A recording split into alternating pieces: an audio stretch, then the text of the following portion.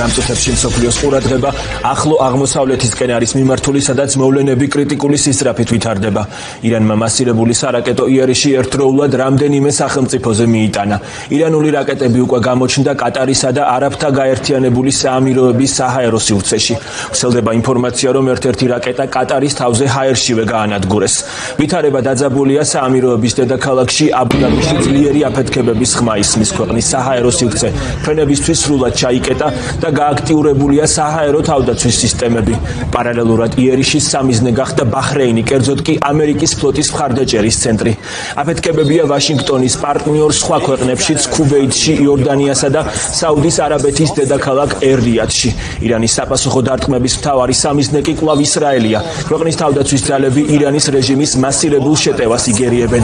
ამ ფონზე პოლიტიკური განცხადებები ვრცელდება ირანის უკანასკნელი შაჰის შვილმა. ხალხს მოუწოდა მოემზადონ ქუჩებში დასაბრუნებლად. თეა თეთრაშვილს ხვდავთ პირდაპირ ეთერში, რომელიც ისრაელიდან მოგვიყვება უახლეს ამბებს.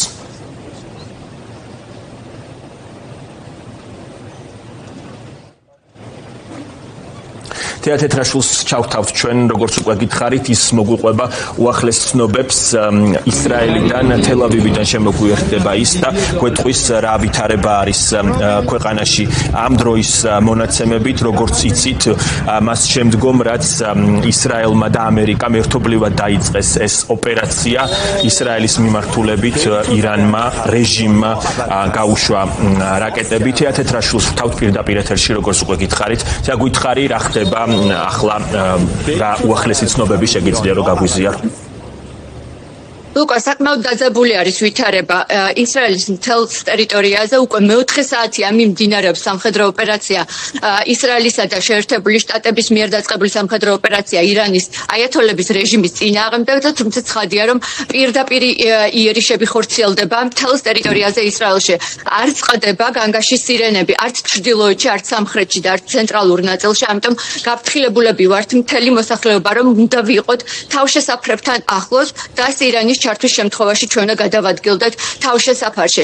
ახლა ყველაზე მთავარი რაც არის გახსნილი არის ყველა საავადმყოფო გადასული არის საგანგებო რეჟიმზე და საავადმყოფოები გადაინაცვლეს ასე ვთქვათ მიწისქვეშა სართულებზე. ეს არის ერთ-ერთი მნიშვნელოვანი ამბავი, რომელიც ხორციელდება, თუმცა ჯერჯერობით ჯანდაცვის სამინისტროს არ უცქვამს არიან თუ არა დაშავებულები ამ მასობრივი შეტევის შედეგად. უნდა გითხრათ, რომ აფეთქებების ხმა ისმის თელ-ავივშიც, იერუსალიმშიც, პეტახ-ტიკვაში და ფაქტობრივად მთელ ტერიტორიაზე.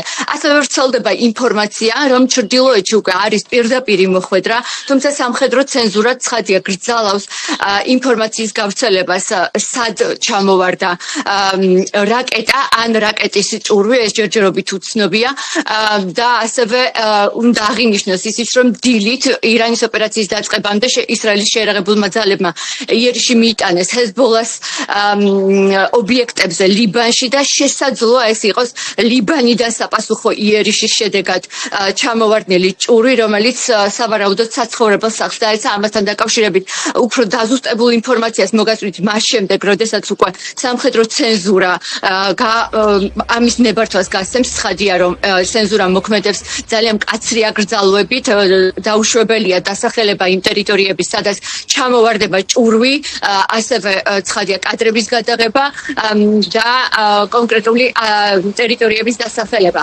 ახლა ყველაზე მთავარი რაც არის მიმართვა, რომელიც ვრცელდება ისრაელის მოქალაქეებისთვის, ყველა უნდა დარჩეს თავშესაფრებთან. ბენიამინ ნეთანიაჰუმ სულ ცოტა ხნის წინ მიმართა ისრაელის მოსახლეობას და კიდევ ერთხელ კაცრი გაფრთხილება მისცა მოქალაქეებსაც და ისრაელში მყოფ ადამიანებს, რომ საჰაერო სივრცე იქნება ჩაკეტილი. ცხადია, რომ საგანგებო რეჟიმზე გადავიდა ბენ-გურიონის აეროპორტი, იქ არიან ადამიანები ჩარჩენილი და იმის გამო, რომ დღეს შაბათია, არ არის საზოგადოებრივი ტრანსპორტი დაინიშნა სპეცრეისები, რომლებიც მოახდენენ ევაკუაციას ადამიანების, რომლებიც იმყოფებიან აეროპორტებში.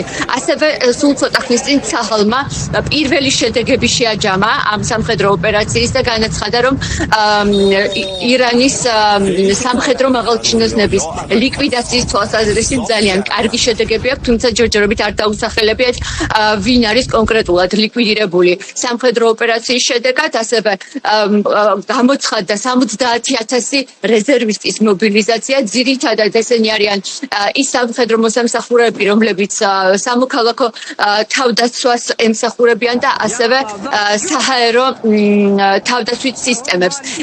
ეს არის პირველი შედეგები, რომლებიც უკვე გახმაურდა. ასევე დონალდ ტრამპმა გააკეთა საკმაოდ ვრცელი განცხადება და კიდევ ერთხელ თქვა, რომ შეერთებული შტატების და ისრაელის მთავარი სამიზნეები არის სამხედრო ობიექტები, რომლებიც აიათოლების რეჟიმს ემსახურება, ასევე ის სარაკეტო გამშვები პუნქტები, საიდანაც შესაძლოა განხორციელდეს ისრაელის ტერიტორიის მისამართით ან ამერიკული ბაზების მისამართით იერიშები და ეს იქნება გადამწყვეტი ირანელი ხალხისთვის, რომლებიც თავისუფლებისთვის იბრძვიან. ამერიკის შეერთებული შტატების სამხედრო ძალები ახორციელებენ მასშტაბურ ოპერაციას, რათა ხელი შეუშალონ ამ ძალიან ბოროტ, რადიკალურ დიქტატურას, რომ საფრთხე შეუქმნას ამერიკას და ჩვენი ეროვნული უსაფრთხოების ინტერესებს.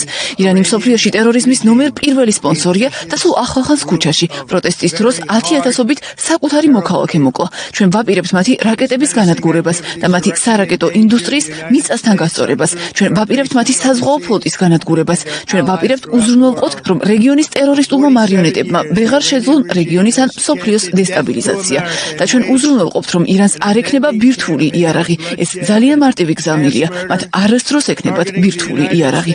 მიმართავ ისლამური რევოლუციის გვარდიის წევრებს, შეიარაღებულ ძალებს და პოლიციას. თქვენ უნდა დაყაროთ იარაღი და გექნებათ სრული იმუნიტეტი. სხვა შემთხვევაში აღმოჩნდებით გარდაუვალი სიკვდილის წინაშე.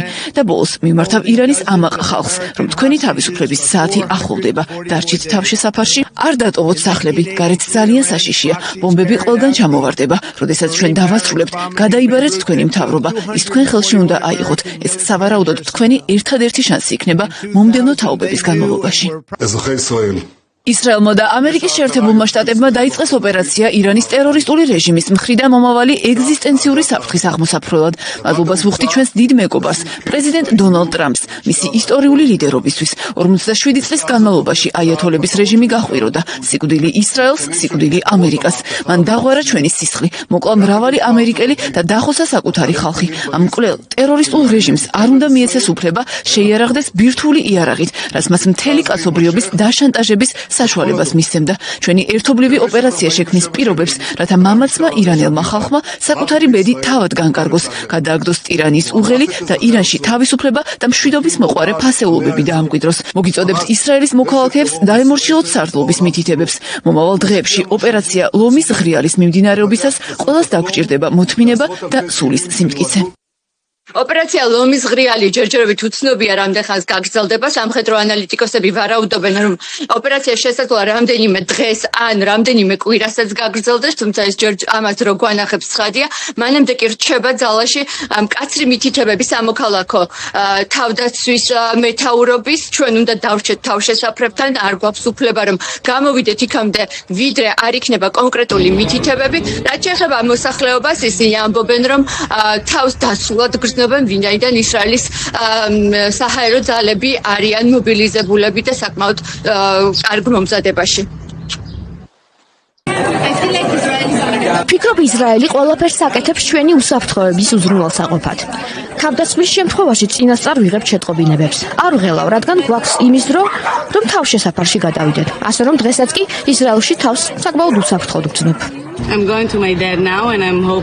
ახლა მამასთან, ჩემს მშობლებთან მივდივარ, რადგან ჩემს საცხოვრებელ სახლში არ არის სპეციალური დაცული ოთახი. სიმართლე გითხრათ, არ მეშინია და თავს ნორმალურად ვგრძნობ. იმედია, ყველაფერი მალე დასრულდება, თუმცა წინასწარ რაიმეს თქმა ნამდვილად შეუძლებელია. ჩვენ კარგად ვართ. ვხედავ ადამიანებს, რომლებიც აქ მშვიდად ცხედან. ჩვენ არ გვეშინია, მეტიც, მიჩვეულები ვართ ასეთ სიტუაციებს. რა თქმა უნდა ვღელავ, რადგან გვახსოვს ბოლო თავდასხმები და ეს ძალიან რთული იყო. მაგრამ ისევ ჩავალთ თავშესაფრებში და ყველაფერი კარგად იქნება. ჩვენ ძალიან კარგი არმია გვყავს, ამიტომ არ ვნერვიულობ. ამ წუთებში ვრცელდება ინფორმაცია, რომ მიმდინარეობს ისევ ჩრდილოეთის და სამხრეთ ნაწილის ინტენსიური დაბომბვა.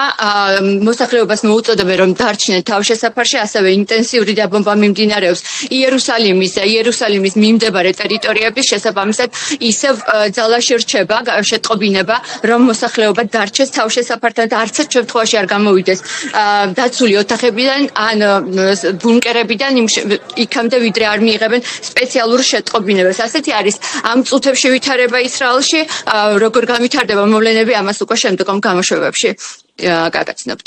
მადლობა.